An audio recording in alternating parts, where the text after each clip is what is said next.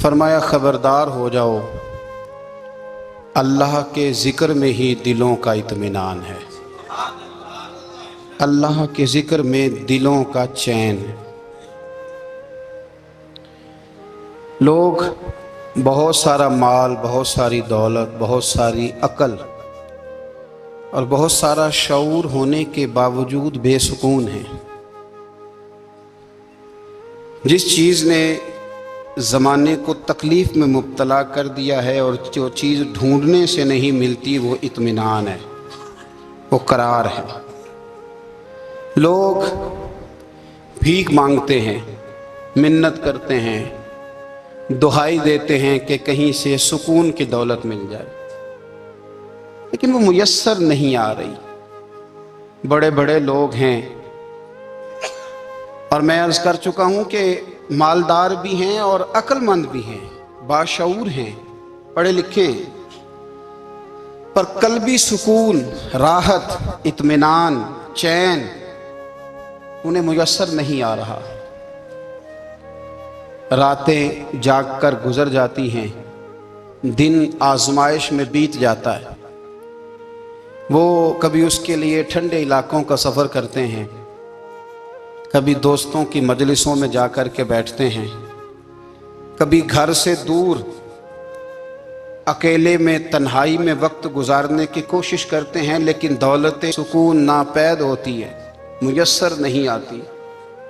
عرش کا رب فرماتا ہے، کیوں تو بھٹکتا پھرتا ہے، کیوں دائیں بائیں جاتا ہے؟ چپ کر کے مسجد آ جا اور لوگوں سے بچ کے تنہائی میں میرا ذکر کر۔ اللہ ملے گا کیا؟ فرمایا اعلیٰ بذکر اللہ تطمئن القلوب، میں تیرے بے چین دل کو چین عطا کر دوں گا۔ وہ تیرا تڑپتا اور پھڑکتا ہوا مزاج، اسے میں سکون کی دولت دوں گا۔ یہ تجھے کہیں اور نہیں ملے گا، یہ میری یاد میں ملے گا۔ یہ چین، قرار، سکون تجھے یہیں میسر آئے گا۔ اطمینان قلبی زندگی کا حسن ہے بھائی، دولت سکون اصل ہے۔ بڑے ٹھنڈے کمرے میں کچھ لوگوں کو نیند نہیں آتی، اور داتا صاحب رحمت اللہ علیہ آپ جائیں تو دونوں سڑکوں کے بیچ جو فٹ پاتھ ہے نا، اس پہ بھی کچھ لوگ سوئے ہوتے ہیں۔ ادھر سے بھی گاڑیاں گزرتی ہیں، ادھر سے بھی گاڑیاں گزرتی ہیں، لیکن بس نیند ہے نا، اللہ کا فضل ہے، اس نے دے دی ہے، آنے والوں کو آ گئی ہے۔ اطمینان قلبی، میرا معاشرہ بے سکون ہے، بے قرار ہے۔ مجھے کچھ لوگ کہتے ہیں جی میں آج کل بڑا بور ہو رہا ہوں، تو میں کہتا ہوں یار ہمیں تو ٹائم ہی نہیں ملا آج تک بور ہونے کا، نہیں وقت ہی نہیں اتنا میسر آیا۔ کون سا ٹائم نکالے جس میں بندہ بور ہو؟ وہ تو ہے کہ انسان کچھ فارغ ہو، کہیں اس کے پاس گنجائش ہو تو بور بھی ہو لے۔ کیسے بور ہو لیتے ہو؟ یہ کیا ہوتا ہے بور ہونا؟ زندگی میں اتنا وقت ہی کہاں ہے کہ انسان بور ہوتا پھرے اور یہ تصور بناتا پھرے کہ میں بڑی آزمائش میں ہوں، تو میں بڑے بور ہو رہا ہوں، تو میں بڑی تکلیف میں ہوں۔ تو وقت بہت زیادہ ہے ہمارے پاس، لا یعنی کاموں میں ضائع بڑا ہوتا ہے، تو ہم بور ہوتے ہیں، پریشان ہوتے ہیں۔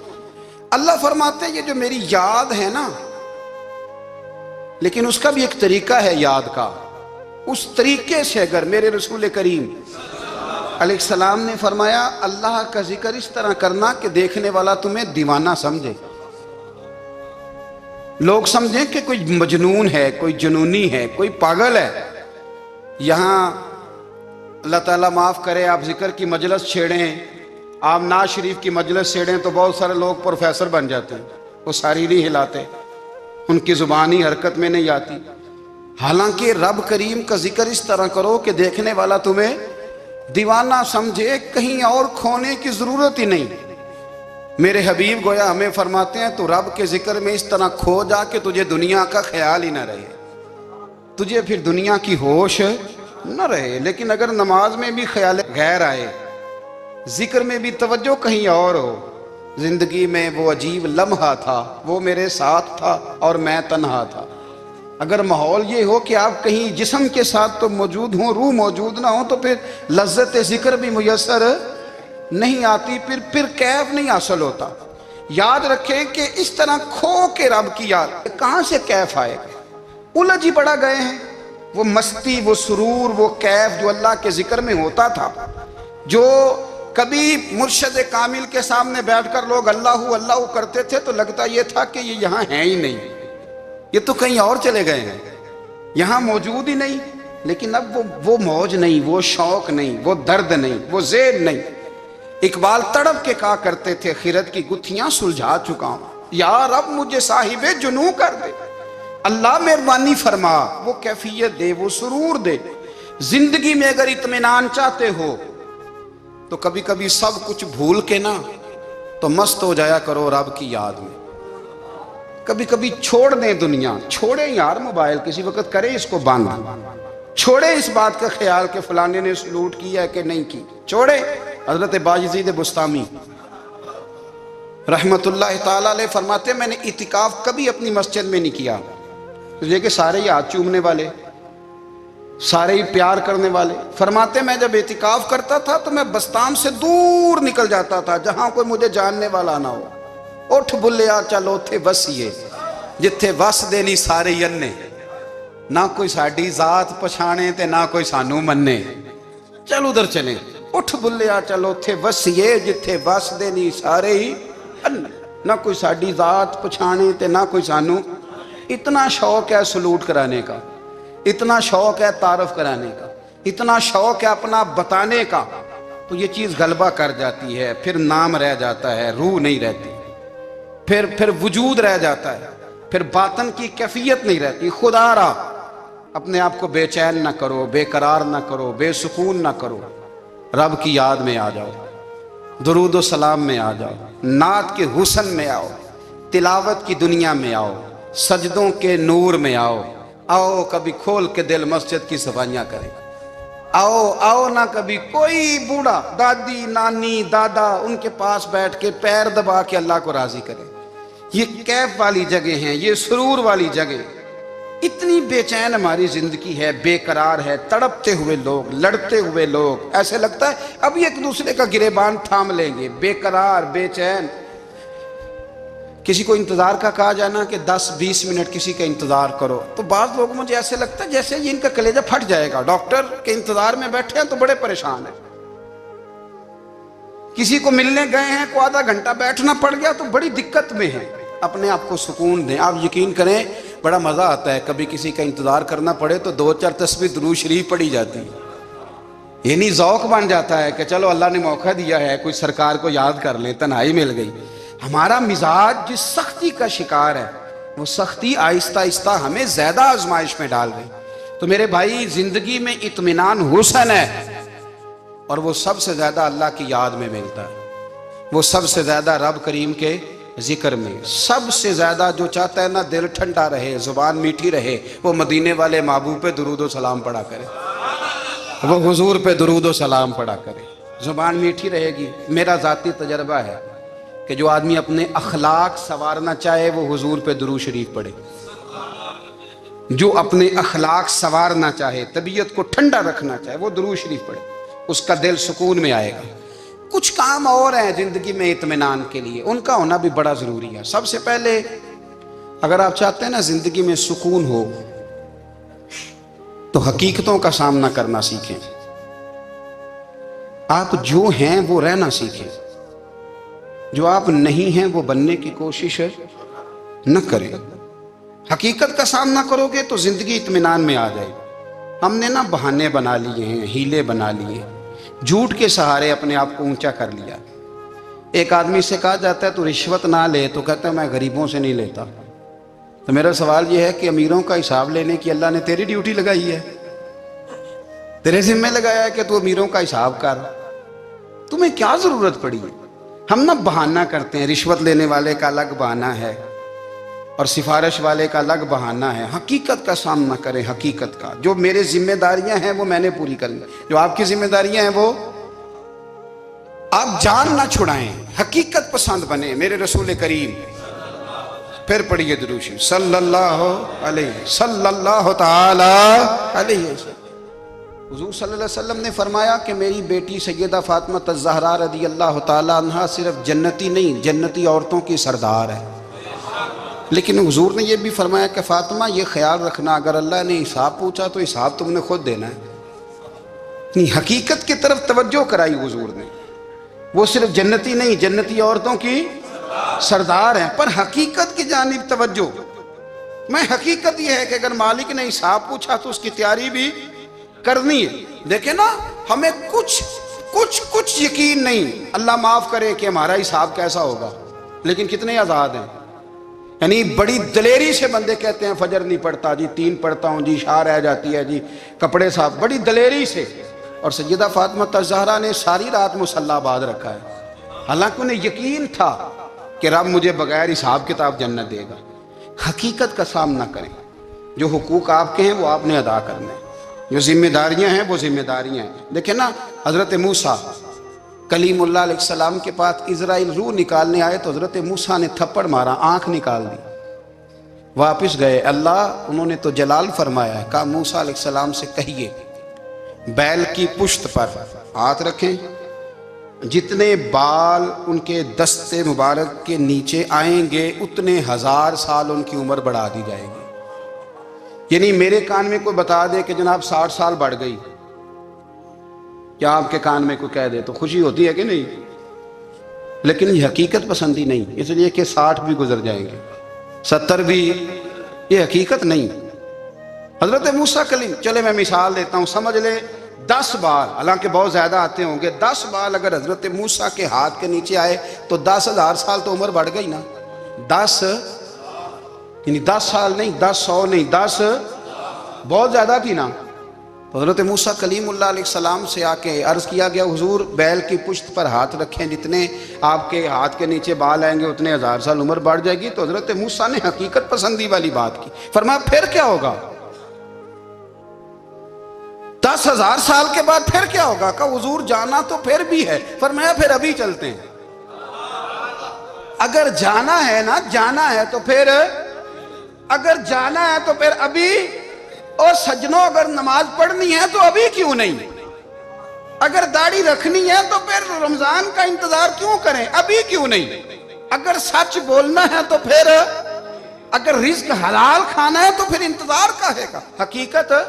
حقیقت ہوتی ہے، بہانہ ہوتا ہے، حقیقت چھپ نہیں سکتی بناوٹ کے اصولوں سے، کیونکہ خوشبو آ نہیں سکتی کبھی کاغذ کے پھولوں سے۔ یہ بات یاد رکھیں، اگر جانا ہے تو حضرت کلیم فرمانے لگے پھر 10,000 سال کے بعد بھی جانا ہے تو آج بھی۔ ہمیں بے قراری زندگی میں اس لیے کہ ہم حقیقت پسند نہیں، ہم بہانوں میں، ہم ہواؤں میں جیتے ہیں، ہواؤں میں، خیالات میں زندگی گزارتے ہیں۔ بڑا ٹائم پڑا ہے، مثلاً کتنا میرے رسول کریم صلی اللہ تعالیٰ علیہ وآلہ وسلم نے ایک دن صحابہ سے فرمایا تمہیں حیا نہیں آتی؟ حضور کیا ہوا؟ فرمایا وہ والے مکان بناتے ہو جن میں تم رہ نہیں سکتے، وہ والا مال جمع کرتے ہو جو کھا نہیں سکتے، حیا نہیں آتی؟ عرض کی حضور حکم کریں تو محبوب فرمانے لگے جوتے کا ایک تسمہ بند کرتا ہوں تو سوچتا ہوں دوسرا بند کرنے سے پہلے موت آ جائے گی، ایک سانس اندر جاتی ہے تو دوسرا آنے سے پہلے میں یاد کرتا ہوں کہ مجھے دنیا سے جانا ہے۔ تمہیں حیا نہیں آتی؟ وہ مکان بناتے ہو جن میں رہ ہی نہیں سکتے، وہ مال جمع کرتے ہو جو کھا۔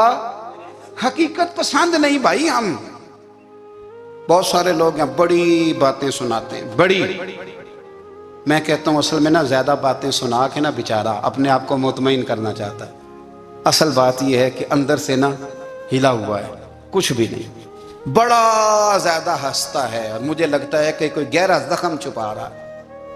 اس لیے ملمہ سازی، حقیقت پسند بنو، حقیقت پسند۔ یاد رکھنا، من ترک صلاۃ متعمدا فقد کفر، میرے رسول نے حقیقت بیان کی، فرمایا جس نے ایک نماز بھی جان بوجھ کے چھوڑی اس نے رب کے رب ہونے کا انکار کیا، اس نے کفران نعمت کیا۔ یہ حقیقت ہے، کوئی کلیریفیکیشن نہیں، کوئی وضاحت نہیں۔ جو نماز نہیں پڑھتا، جھوٹ بولتا ہے، غلط بیانی کرتا ہے، جو شخص رزق حرام کما کے کہتا ہے کہ اس کے بغیر گزارا نہیں چلتا، وہ جھوٹ بولتا ہے۔ اس لیے کہ رب فرماتا ہے جب تجھے پیدا کیا ہے تو تیرا رزق میرے ذمہ ہے۔ اللہ فرماتا ہے کہ لا یکلف اللہ نفسا الا وسعہا، میں کسی پر وہ بوجھ نہیں ڈالتا جو اٹھا نہ سکے۔ نماز فرض کیا، اس کا مطلب ہے ہم پڑھنے کے قابل ہیں، اس نے ہمارے ذمہ داریاں لگائی ہیں، تو مطلب یہ ہے کہ ہم ذمہ داریاں ادا کرنے کے قابل ہیں، ورنہ وہ کہتا ہے میں وہ بوجھ ڈالتا ہی نہیں جو تجھ سے اٹھایا نہ جائے۔ اگر چاہتے ہو کہ زندگی میں اطمینان ملے تو خدا را حقیقت پسندوں والی زندگی گزارو. یہ فضاؤں میں زندہ رہنا، ہواؤں میں، اللہ بڑا معاف کرنے والا ہے، اللہ بڑا کریم ہے، معاف کر دے گا، تو بھئی یہ بات صحابہ کو بھی پتا تھی، یہ اہل بیت کو بھی خبر تھی، تو وہ تو ایک ایک بات کا لحاظ کرتے تھے. یہ غوث اعظم کو بھی پتا تھی، یہ ان کے والد کو بھی پتا تھی، جنہوں نے کسی کا ایک سیب کھا لیا تھا تو 12 سال اس کے گھر میں نوکری کرتے رہے. انہیں نہیں پتا تھا اللہ بڑا کریم ہے، معاف کر دے گا، ایک سیب ہی ہے نا. تو حقیقت پسندی آپ کو سکون دے گی. اور اگر آپ نے اپنے آپ کو غیر مطمئن کیا ہوا ہے، بات کچھ اور ہے، اور آپ نے اپنے آپ کو ڈال کسی اور طرف لیا ہے، تو پھر آپ کو سکون مل سکتا؟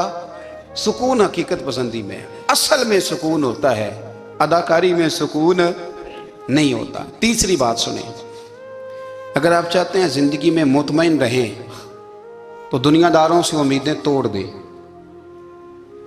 اللہ اور اس کے رسول سے امید وابستہ کریں، اولیاء اللہ سے امیدیں وابستہ کریں، صحابہ اور اہل بیت سے امیدیں، اللہ اور اللہ والوں سے امیدیں، دنیا داروں سے امیدیں. آپ کو پتہ ہے دنیا دار کی تباہی کب ہوتی ہے؟ جب انہیں خوش آمدی مل جاتا ہے. چودھری کا بیڑا اس وقت غرق ہوتا ہے جب اسے چودھری کہنے والے زیادہ ہو جاتے ہیں. سیٹھ صاحب اور نواب صاحب بیچارے تباہ تب ہوتے ہیں بھولے پن میں، جب ان کے دائیں بائیں ریلا ہوتا ہے سیٹھ صاحب کہنے کا. لوگ انہیں کھانا چاہتے ہیں، پیار ان کا نہیں ہوتا، ان کی جیب کا ہوتا ہے. محبت ان سے نہیں ہوتی، ان کی کرسی سے ہوتی ہے. ضروریات کا پیار ہوتا ہے، تباہ کر دیا جاتا ہے. ہماری ساری توقعات دنیا داروں سے وابستہ ہو گئی ہیں. ناراض نہ ہونا، پیروں نے، مولویوں نے، درویشوں نے، انہوں نے بھی سیٹھ رکھے ہوئے جلسوں کی صدارت کرانے کے لیے.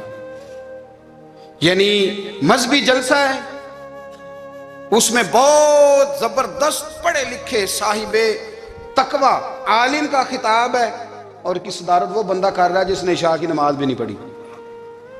وہ بندہ صدارت کر رہا ہے، کیوں؟ اس لیے کہ اس نے لاکھ روپیہ دیا محفل میں.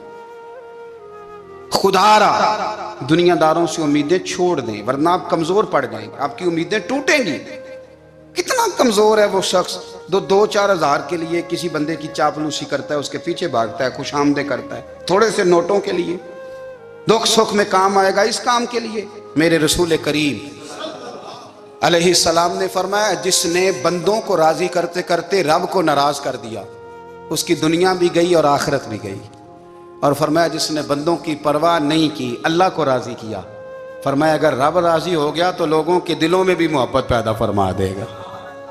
کیا ضرورت ہے خوش آمد کرنا دنیا داروں کی، سیٹوں کی، نوابوں کی، چاپلو. اور میں آپ کو ایک بات بتاؤں، ہوتا پتہ کیا ہے؟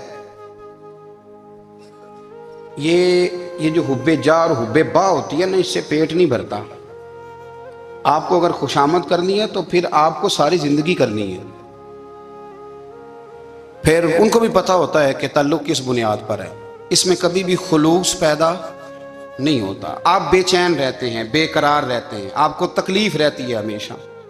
کبھی بھی دنیا داروں سے امیدیں وابستہ نہ کریں. ایک بات سنیں بڑی شاندار، امام غزالی نے لکھی ہے. امام غزالی فرماتے ہیں کہ ہارون رشید نا حج کر کے واپس آیا بغداد میں، تو کونے میں حضرت بہلول دانا بیٹھے تھے. رش بہت تھا، مجمع بڑا تھا.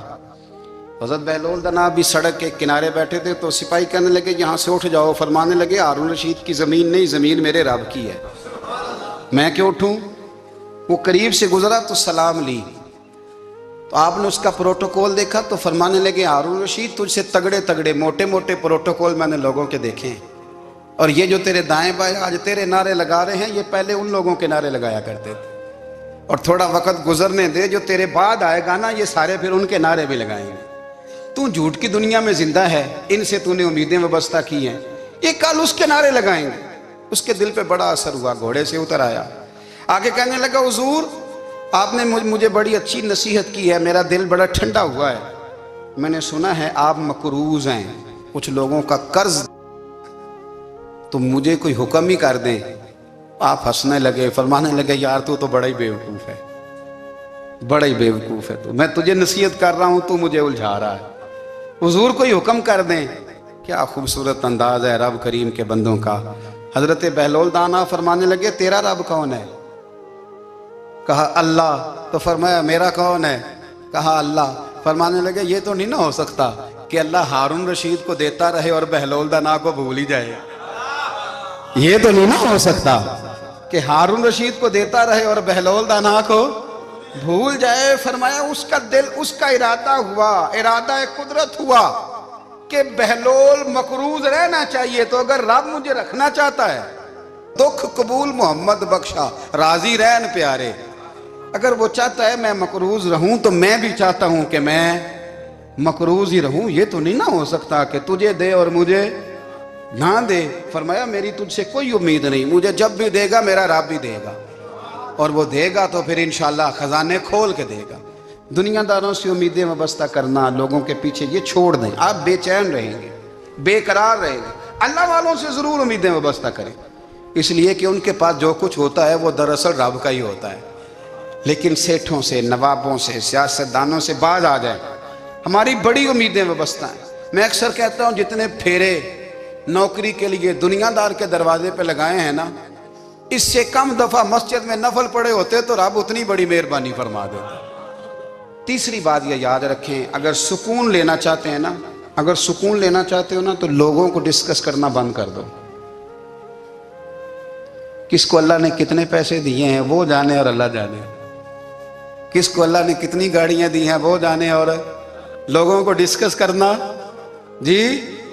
یعنی میں ایک جگہ بیٹھا تھا تو ایک صاحب گاڑی والا گزرا، گاڑی میں بیٹھ کے، اس کا پڑوسی تھا، کہندے تھا منہ ہے کار والا، میں کہ وہ تے ہے تاں ہی بیٹھا ہے، تے ہن میں کہ سمجھانا سی نا انہوں، میں کہ توں تے میں حساب لائیے بھی ساڈے کول کوئی نہیں، وہ تے ہے، دیکھیں نا اللہ نے اسے دی ہے نا، تو اللہ نے چاہا نا وہ کار میں بیٹھے، تو جس نے پھٹے پہ بیٹھ کے یہ تبصرہ کیا کہ منہ ہے کار والا، میں کہ ابھی وہ تے ہے تاں کار ہے۔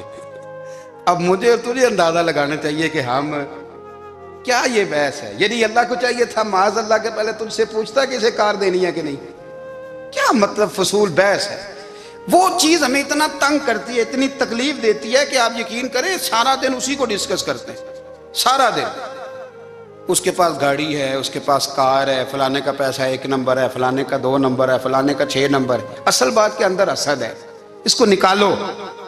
ایک بات کہنے لگا ہوں، اسے یاد رکھنا، میرے اعلیٰ حضرت رحمۃ اللہ علیہ فرمایا کرتے، حسد کرنے والا بندوں پر اعتراض نہیں کرتا، اللہ پر اعتراض کرتا۔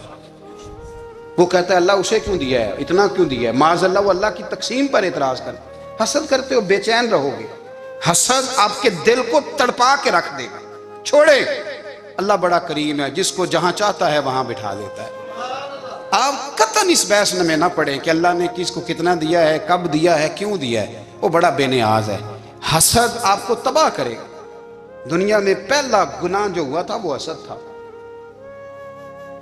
ابلیس نے حضرت آدم سے حسد کیا، کہنے لگا میں بہتر ہوں، سرداری اس کو مل رہی ہے، یہ تو اللہ کو پتہ ہے نا کس کو دینی ہے۔ اور دنیا میں پہلا قتل حسد کی وجہ سے ہوا، حابیل قابیل کے درمیان حسد کا معاملہ تھا۔ خاتون کا نکاح اس سے کیوں ہو رہا ہے، مجھ سے ہونا چاہیے۔ حسد تباہی کرتا۔ آپ یقین کریں، یعنی دکاندار کے سامنے دوسری دکان پڑتی ہے اور پریشان ہو جاتا ہے، وہ کہتا ہے میرا کیا بنے گا، لا حول ولا قوت الا باللہ العلی العظیم۔ یعنی تیرا کیا خیال ہے کہ تیرے حصے کی روٹی وہ کھا جائے گا؟ اتنا چھوٹا دل، یعنی تیرا موقف یہ ہے کہ تیرے حصے کا نصیب اس تک چلا جائے گا، یہ تیری خواہش ہے۔ ایک دوسرے کی کمزوریاں بیان کرنا، اس کا تو مال ہی ناقص ہے جی، اس کے تو پاس ہی کچھ نہیں، یہ تو کمزور لوگوں کا طریقہ ہے۔ میرے رسول کریم علیہ السلام گزر رہے تھے، پت جھڑ کا موسم تھا، خزاں کا موسم تھا، درختوں کے پتے جھڑ رہے تھے، صحابہ کو ساتھ لے کے حضور گزرے اور ایک درخت کی ٹہنی کو پکڑ کے حضور نے ہلایا۔ صحابہ فرماتے ہیں کہ چھم چھم اس کے پتے گرے، زمین پر ڈھیر لگ گیا۔ حضور نے فرمایا دیکھا تم نے کیا ہوا؟ حضور ہاں۔ فرمایا کتنی تیزی سے پتے جھڑے ہیں، صرف تنا رہ گیا ہے اور خالی ٹہنیاں رہ گئی ہیں، کوئی حسن بچا ہے؟ حضور نہیں۔ تو نبی کریم فرمانے لگے جو حسد کرتا ہے نا اس کی نیکیاں بھی اسی طرح جھڑ جاتی ہیں، اسی طرح۔ اور ایک جگہ حضور فرمانے لگے جس طرح راکھ لکڑی کو آگ کھا جاتی ہے، جس طرح لکڑی کو آگ جب آگ کھا جائے تو پھر لکڑی کو لکڑی نہیں کہا جاتا، راکھ کہا جاتا ہے، کوئلہ کہا جاتا ہے، اس کی اصل باقی یعنی اسے کھائی جاتی ہے۔ تو حضور علیہ الصلوۃ والسلام فرمانے لگے جس طرح آگ لکڑی کو کھا جاتی ہے، فرمایا اسی طرح حسد نیکیوں کو کھا جاتا ہے، نیکیاں رہتی نہیں۔ حسد کرنے والے کے پاس نیکیاں یعنی ان کی اصل شکل موجود، کبھی بھی حسد نہیں کریں۔ اللہ کی تقسیم ہے، جس کو چاہے جب چاہے جتنا چاہے عطا کرے۔ اور چوتھی بات میرے بھائی، کبھی بھی بغض نہ پیدا کریں۔ بغض والے لوگ بے سکون رہتے ہیں۔ بہت ساری کمزوریاں ہمارے اندر ہوتی ہیں نا، پھر اللہ ہماری روزی تو نہیں نہ بند فرماتا، یہ تو نہیں کہتا کہ زمین سے نکل جاؤ۔ اگر یہی والا معاملہ ہو جو ہمارا ہے کہ شادی پہ اس نے میرے ساتھ برا سلوک کیا تھا، اب ساری زندگی بغض رکھنا ہے، اگر یہی معاملہ فرشتے اللہ کی بارگاہ میں کہیں کہ یا اللہ اس نے فلانے دن شراب پی تھی، اب اس کو زمین میں نہیں رہنے دینا، نظام زندگی چلے گا؟ تو اگر اللہ ہمیں معاف کرتا ہے تو ہم بندوں کو معاف کیوں نہیں کرتے؟ آپ یقین کریں، اتنی لمبی عداوتیں، اتنا لمبا حسد، اتنا لمبا بغض، اتنا لمبا۔ حدیث میں نے پڑھی، میں حیران رہ گیا۔ میرے نبی کریم علیہ الصلوۃ والسلام نے فرمایا اپنی بیوی سے کبھی بغض نہ رکھنا، اگر اس کی ایک بات ناپسند ہو تو اسے چھوڑ کے وہ بات دیکھو جو تمہیں پسند ہے۔ میں اس حدیث کو پڑھ کے سوچنے لگا کہ کیا بیوی کا بھی بغض رکھتے ہیں لوگ؟ اب حضور نے کہا ہے تو اس کا مطلب ہے لوگ بیوی کا بغض بھی رکھتے ہیں۔ اب اس پر استدلال کر کے مجھے کہنا پڑے گا کہ سسرال والوں کا بغض بھی رکھتے ہیں، کہنا پڑے گا کہ بھائی کے سسرال والوں سے بھی بغض رکھتے۔ اس حدیث کی روشنی میں سمجھا کہ لوگ بھابھی کا بغض بھی بغض رکھتے ہیں، بغض، ورنہ عادتیں تو ہماری بھی کئی بری ہوتی ہیں۔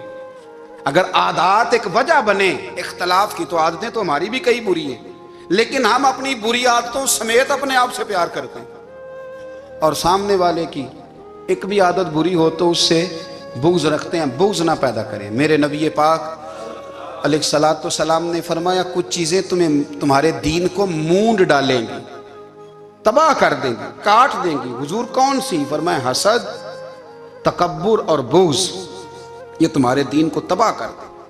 ہم بے چین اس لیے ہیں کہ ہم نے بہت سارے لوگوں کا بغض پالا ہوا ہے، اور ہر فیلڈ میں سیاستدان نے سیاستدان کا، ذاتیات پر اتر کے بات کرتے ہیں، معزز ترین لوگ، تاجر نے تاجر کا، اللہ ماشاءاللہ بعض جگہ پہ اہل علم بھی ایک دوسرے سے عداوت رکھتے ہیں۔ خدا را دل رب کریم کے آنے کا ٹھکانہ ہے، یہ صاف ہوگا تو اس میں رب رسول کے جلوے ہوں گے، اگر اس میں عداوت ہو، اس میں بغض ہو، اس میں کینہ ہو، نفاق ہو۔ سنیں میرے رسول کریم حضرت ابوبکر صدیق رضی اللہ تعالیٰ عنہ کہتے ہیں میں رو ہی پڑا۔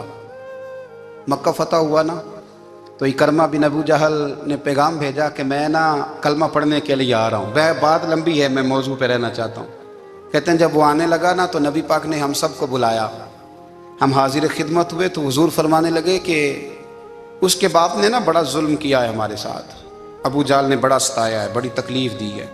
آپ مجھے بتلائیں کہ وہ ایک دفعہ کسی شادی پہ بحث ہوتی ہے بیوی کے بھائی کے ساتھ، پھر ساری زندگی اس بیچارے کو معافی، وہ 10 دفعہ گھر آتا ہے معافی مانگنے پر سوال ہی نہیں پیدا ہوتا، میں ہو مجھے ہی کہہ دیا، یعنی پھر مجھے ہی کہہ دیا آپ نے، اور میری شان میں بے ادبی، اور پھر میں معاف کر دوں؟ توبہ توبہ توبہ، یہ کیسے ہو سکتا ہے؟ میری ناک نیچی ہو جائے گی، اور آپ نے مجھے کہہ دیا، سوال ہی نہیں پیدا ہوتا۔ اور یہ رونا میں اکثر ہوتا ہوں کہ شادی والے دن داماد صاحب کا زیادہ دماغ خراب ہوتا ہے۔ جب چھوٹی سالی کی شادی ہوتی ہے نا، اس دن اس کو بخار چڑھتا ہے، کوئی اس کو کان میں کہتا ہے تیری عزت نہیں کر دے، اس دن اس کا دماغ خراب ہو جاتا ہے، بچے اٹھا کے نکل آتا ہے، وہ بیچارہ سسر منتیں کر رہا ہوتا ہے کہ تیری مہربانی آ جا، یہ عزت کرا رہا ہے۔ تو میں نے کہا احتجاج کر کے جو عزت کرائی جاتی ہے وہ عزت نہیں ہوتی۔ ہاں یہاں مانگ کے عزت لیتے ہیں لوگ، یا احتجاج کی کوئی عزت ہے؟ آپ کے اندر کمالات اتنے ہوں کہ آپ کی عزت کرنے کو دل چاہے، یعنی مزہ آئے، یعنی لطف آئے، یعنی آپ دور بیٹھے ہوں تو کسی کا دل کرے آپ کو اسٹیج پہ بلانے کے لیے۔ یہ کیا بات ہوئی کہ چھائے جانا اور بھاگ کے آگے جانا؟ ان سے نکلیں۔ اکرمہ بن ابو جہل کلمہ پڑھنے کے ارادے سے آ رہے ہیں، حضور علیہ السلام نے صحابہ کو بلایا، کتنی زیادہ عداوت رکھی جا سکتی تھی معاذ اللہ؟ کب سے وہ چلا تھا ظلم کرنے، اور اس کے بعد اس کا بیٹا شروع ہو گیا. کتنی باتیں تھیں جو ناقابل معافی تھیں، پر کریم رسول نے ہمیں بتلایا ہے کہ سکون والی زندگی کہتے کس کو ہے. جب سب لوگ جمع ہو گئے تو حضور نے فرمایا بھئی وہ کلمہ پڑھنے آ رہا ہے، اس کے باپ نے ظلم بڑے کیے ہیں، پر میری نصیحت یہ ہے کہ اس کے سامنے اس کے باپ کو کوئی برا نہ کہے. خبردار کوئی اس کے سامنے کوئی بات نہ کرے. اب وہ کلمہ پڑھنے آ رہا ہے، مطیع ہو کے آ رہا ہے، بان کے آ رہا ہے. کہتے ہیں اللہ کے رسول نے نا کافی دیر تک خطبہ دیا، بریفنگ دی، بات سمجھائی. جناب صدیق اکبر کہتے ہیں میں رو پڑا. ایک صحابی مجھے کہنے لگے تمہیں کیا ہوا؟ تو میں نے کہا میں مصطفیٰ کی رحمت پہ رو رہا ہوں. دیکھو کن کے لیے حضور گراؤنڈ بنا رہے ہیں، اے دیکھو کن کے لیے حضور تیاری کر رہے ہیں، جنہوں نے ساری زندگی دشمنی کی. خدا را یہ اندر سے عداوتیں نکال پھینکو. او بھائی اتنا تو لمبا ٹائم ہی کوئی نہیں، اتنا تو وقت ہی کوئی نہیں، اس کو صاف رکھو. بندہ کوئی کر بھی گیا تو کوئی حرج نہیں. چنگی مندی سجنا کولوں 100 واری ہو جاندی، یار یاراں دا گلا نہیں کر دے. اصل پریت یار یاراں دا جڑا گلا کردا جے یار نہیں جی ہوندا. ہاں پکی بات، پکی پیڑی. میرا ایک سنگی مجھے آ کے آنے لگا فلانی جگہ بندہ یہ بات کر رہا تھا. میں کہ تو اوتھے ہی سے سوندا سے تم ہی نال ہی سے. میرا تو سجن بات ہو نہیں سکتا. چنگی مندی سجنا کولوں 100 واری ہو جاندی، یار یاراں دا گلا نہیں کر دے. اصل پریت جنہ دی. ہاں جو بندے پھر ہوتے اس طرح کے ان کے لیے بھی میاں صاحب نے کہا ہے، ان کے لیے بھی میاں صاحب نے کہا ہے، ان کے لیے بھی آپ نے بات ارشاد فرمائی ہے. آپ نے فرمایا چنگا ہویا لڑ نیڑیوں چھٹا، کتے عمر نہیں لنگی ساری. بے قدراں دی یاری کولوں توبہ لکھ لکھ باری. او چنگا ہویا لڑ نیڑیوں چھٹا، کتے عمر نہیں لنگی ساری.